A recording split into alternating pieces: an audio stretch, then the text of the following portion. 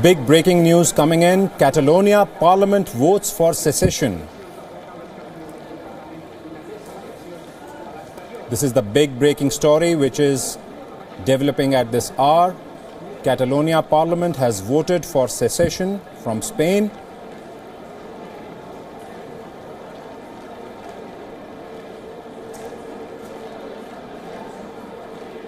These are live visuals from Catalonia. The Catalonia crisis has escalated. The Catalonia Parliament has voted for secession.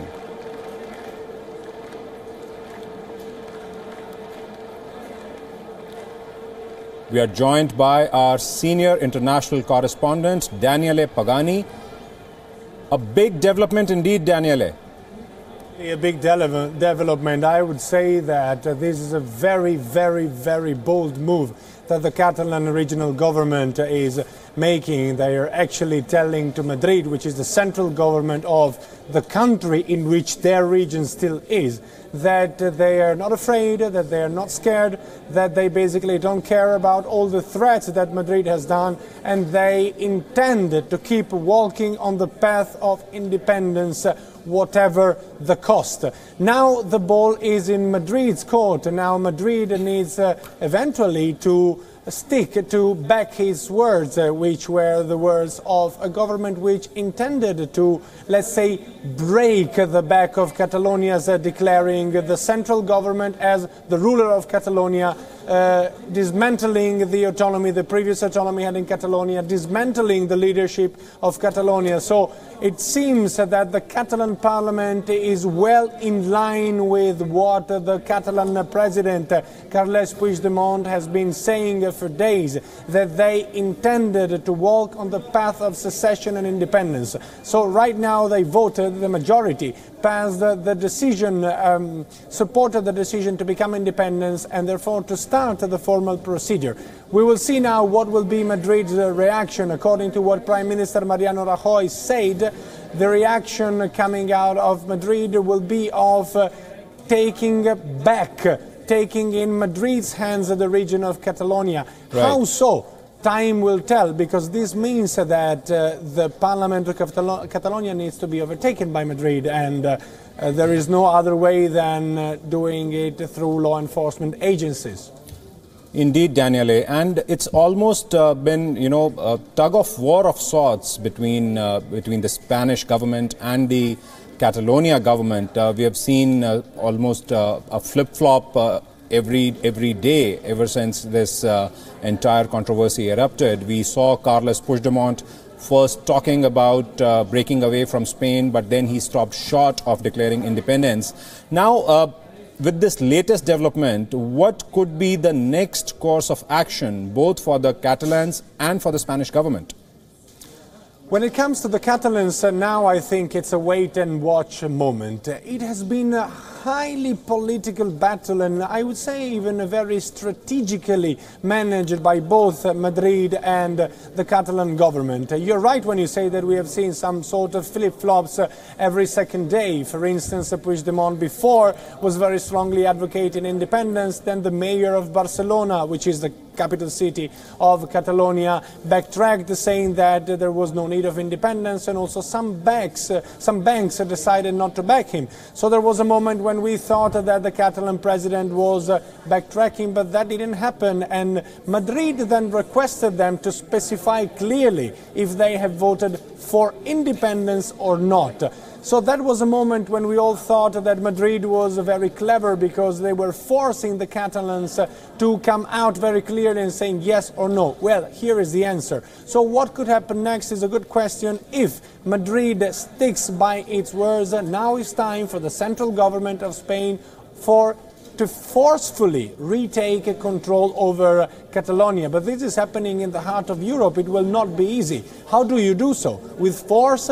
Do you send the Guardia Civil, which is the military police of Spain, into Catalonia in order to disperse all the demonstration? Will you take over the parliament with force? This remains to be seen, but certainly now it's Madrid which needs to make a move, and a clever and bold one, I would say.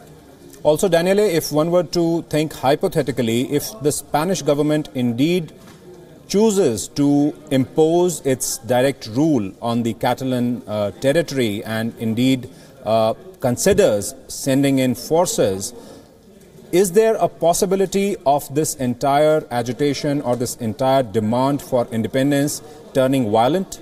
Definitely, yes.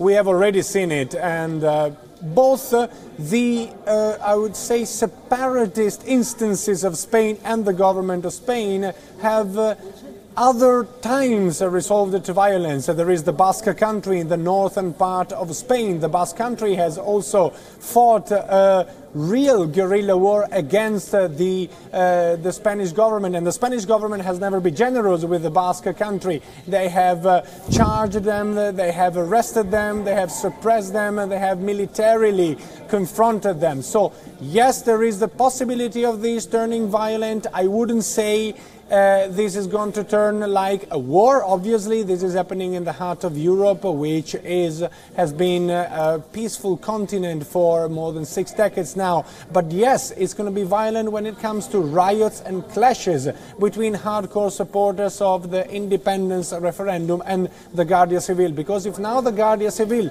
the military police of Spain, enters forcefully Catalonia, it will be intended by many of the Catalan people who supported independence as a sort of aggression. Therefore, they will fight back. Maybe not with weapons, obviously, or we don't know, but maybe not with weapons, but certainly through riots and public disorders.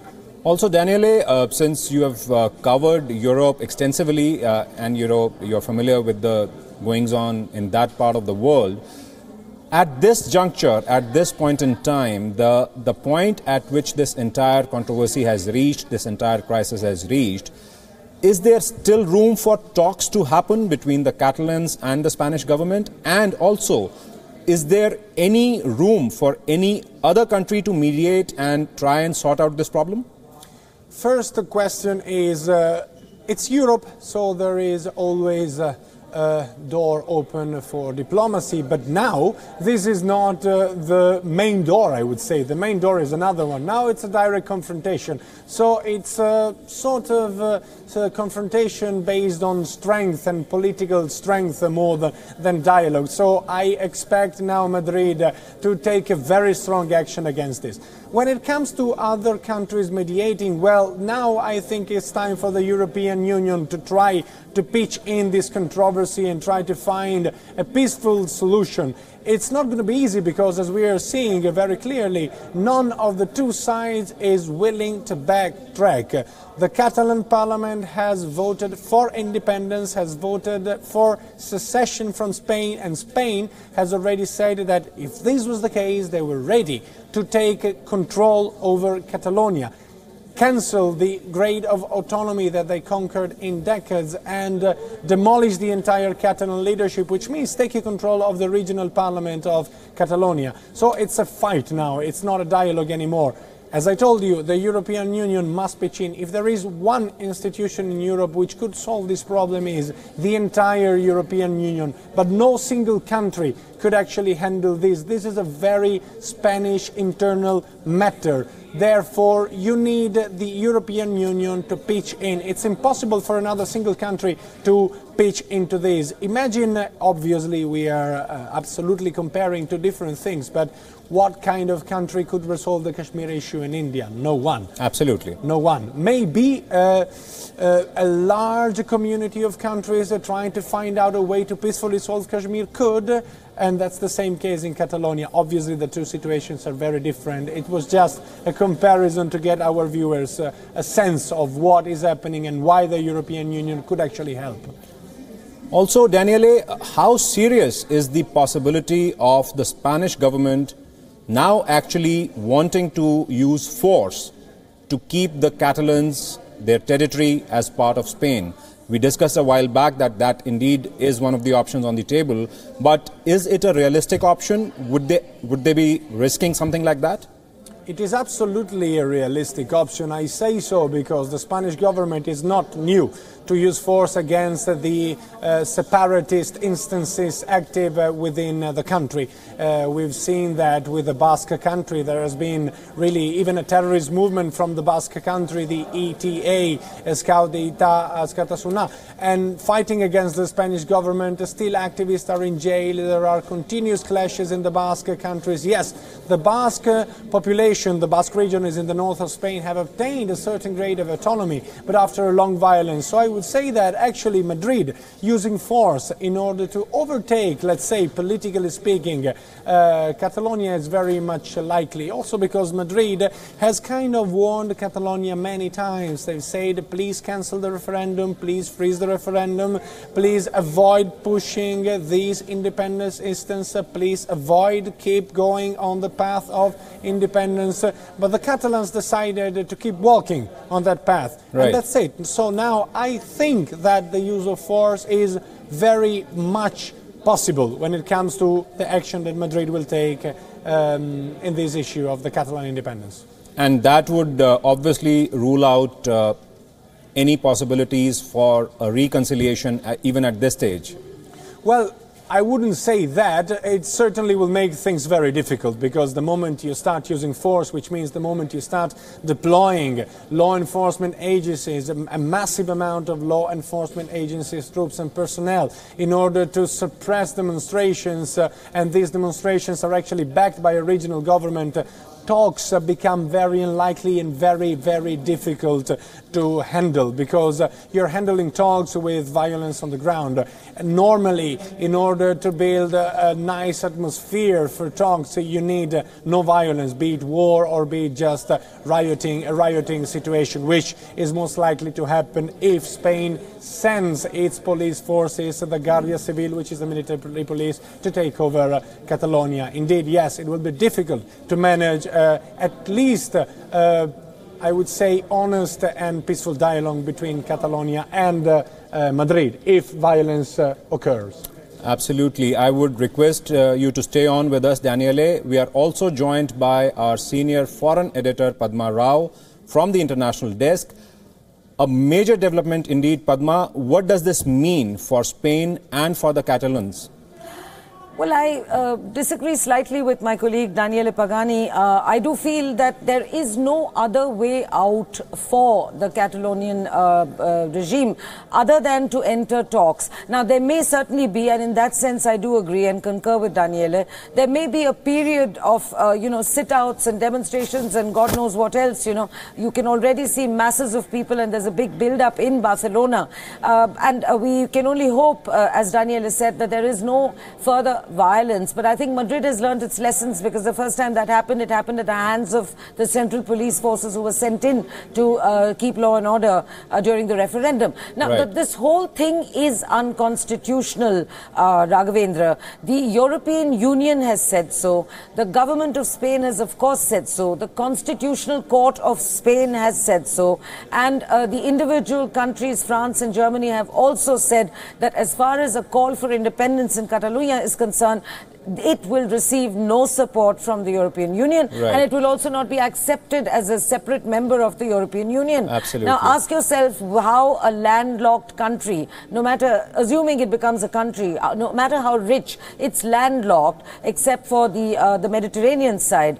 Now, how is this country going to survive surrounded by European Union nations without a full membership of the European Union and with absolutely no, relationship left, or at least whatever's left will be in shreds with the central government in Madrid. So I do think that we are going to, yes, certainly see a period of uncertainty, but then the uncertainty's been there for several weeks. And also what we should never forget is that at that referendum, there was a 41% participation only. And out of that 41%, 90% voted in favor of separatism. Now, where were the remaining Catalonian voters? Absolutely. They were at home. And then they did come out in in the later weeks to out on the streets to demonstrate quietly to show that they were in support of remaining with Spain and with the European Union. So, you know, it's an interesting three-way situation here. On the one hand, you have Catalans themselves who want to remain part of Spain. You have Puigdemont and his supporters who are the separatists,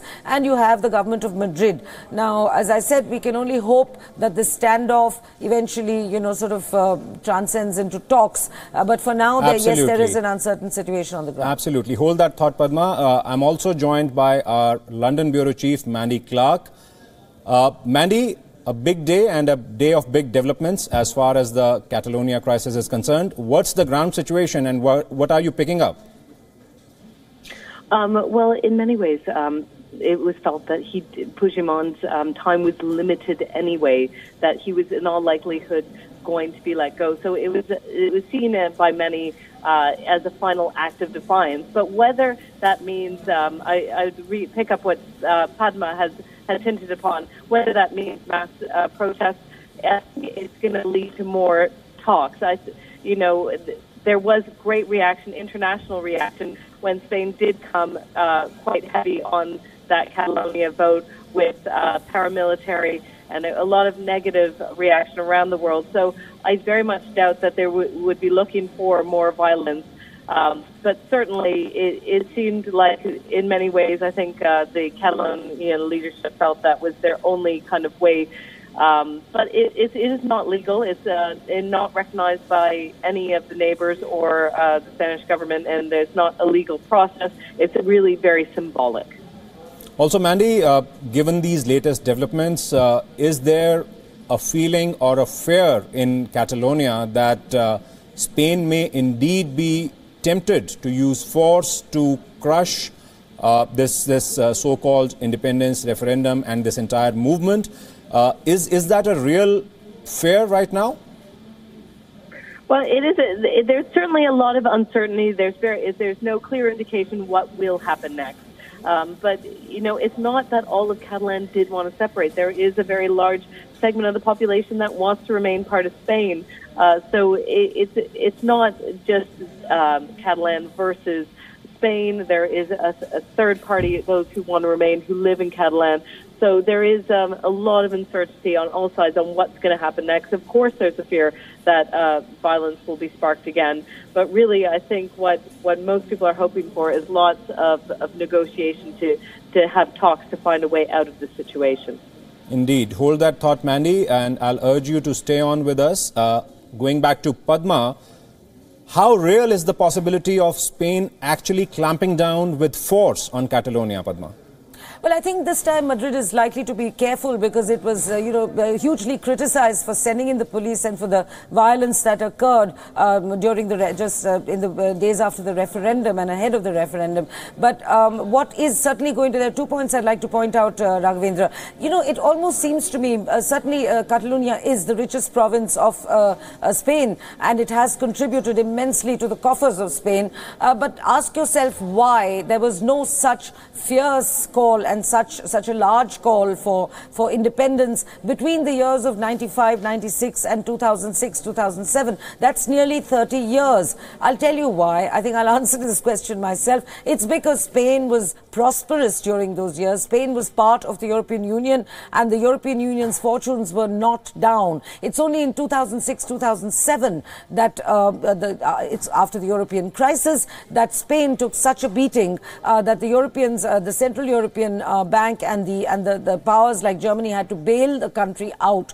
And it is only after that, when Spain has been trying to recover from that recession, it's since then that suddenly the calls for independence, as opposed to greater autonomy, a few more powers here or there, all that was the case during those 30 years when they seemed perfectly content to remain within Spain. Absolutely. So I think this is like kicking your country when it's down and out. Spain is no longer as down and out as as it was in 2006, 2007. But the movement that started then gathered momentum and snowballed to a point of no return. Last point I'd like to make, over the past few days, you were asking about the uncertainty. I think Mr. Puigdemont runs the risk even today, and in fact his popularity even among his own ranks, as you saw today, a minister of his cabinet left, resigned, and there are moderates within that, within his cabinet who do not take such an extremist position, who don't want independence. And I think we're going to see a lot more of such departures in the coming days, and a loss of popularity to an extent of the otherwise very popular Mr. Carles Puigdemont. Thank you so much for those updates and perspective, Padma. I'll go back to my colleague Daniele Pagani one more time for his closing thoughts on the matter. Daniele, the entire world is watching, more so Europe. Can Spain actually risk a situation where it is seen or is being seen as an aggressor? Well, being seen as an aggressor is difficult to say. You imagine yourself being the president of the country. There is a region of your country that suddenly declares to be willing to be independent. You ask them, are you sure you want to be independent? They say, yes, we are sure to be independent. You tell them, look, if you're willing to be independent, we will need to take over there. Are you truly sure you want to be independent? They vote yes, and people are on the streets. As a matter of national interest, you don't want your country to be separated. So I think it is very likely that Madrid, either politically or with the use of force, will try to overtake and to take control over Catalonia. It has been a very clever move from the Catalonian side to get the parliament to vote, because now again the ball is in Madrid courts. So they will be very careful. But as a matter of national interest, it's hard to say that they do not have the constitutional right, at least, to take over Catalonia. Hopefully they won't do it with force, but force is certainly on the table and not too unlikely to be used. Absolutely. Thank you so much, Daniele Pagani, for those updates and your perspective.